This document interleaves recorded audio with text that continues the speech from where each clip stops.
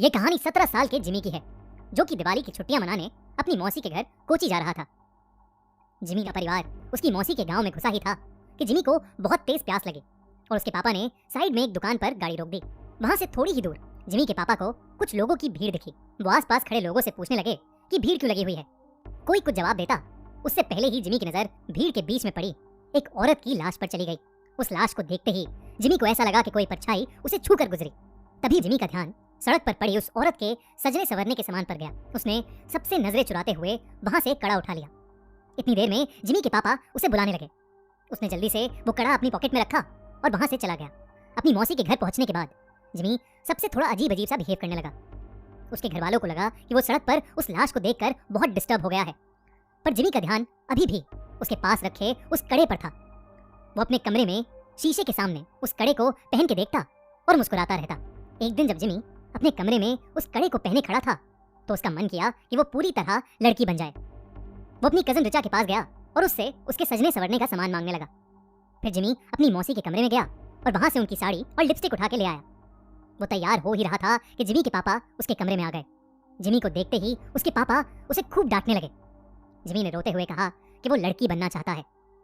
ये सुनकर उसके पापा बेहद गुस्से में आ गए और उसे बुरी तरह पीटने लगे और उसका कमरा बाहर से बंद करके चले गए। जिमी अपने कमरे में बैठकर जोर जोर से रोने लगा कि अचानक उसे दीवार पर एक लड़की की परछाई नजर आई।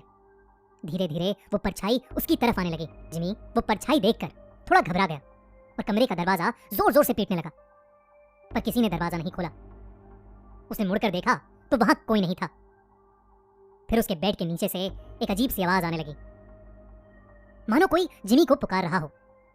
जिमी ने जैसे ही बेड के नीचे देखा, वहां उसी औरत की लाश पड़ी थी जो उस दिन जिमी को सड़क पर दिखी थी। वो दिखने में बहुत डरावनी लग रही थी। वो औरत उसकी तरफ रेंगते हुए आई और जिमी में समा गई। जिमी वहीं बेहोश हो गया। अगले दिन से जिमी अजीब तरह से बिहेव करने लगा। वो अपनी मौसी की साड़ी पहने रहता, लड़कियों की तरह सजता और संवरता और सबको बोलता कि अब से उसका नाम लक्ष्मी है। कभी एक पल वो जोर जोर से चिल्लाता और सारा घर सर पर उठा लेता, तो कभी वो एक कोने में दुबक कर बैठ जाता और डरा सा सहमा हुआ रोता रहता। एक दिन रोते रोते उसने अपनी माँ से कहा कि वो लक्ष्मी है और उसे हर जगह शैतान नजर आते हैं जो उसे आकर मार देंगे। उसने कहा कि उन शैतानों के पैर उल्टे हैं, दांत खून से सने हुए हैं और लंबे लंबे नाखून हैं जिनसे वो उस पर हमला करना चाहते हैं। जिमी की हालत दिन ब दिन खराब होती जा रही थी, लेकिन वो रोज लक्ष्मी बनकर सजता संवरता और अपना कमरा बंद करके नाचता रहता।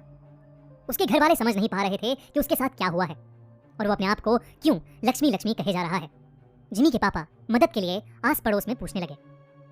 पता करने पर उन्हें मालूम पड़ा कि वो लाश जो उन्होंने उस दिन सड़क पर देखी थी वो और किसी की नहीं बल्कि जोसेफ यानी लक्ष्मी की थी।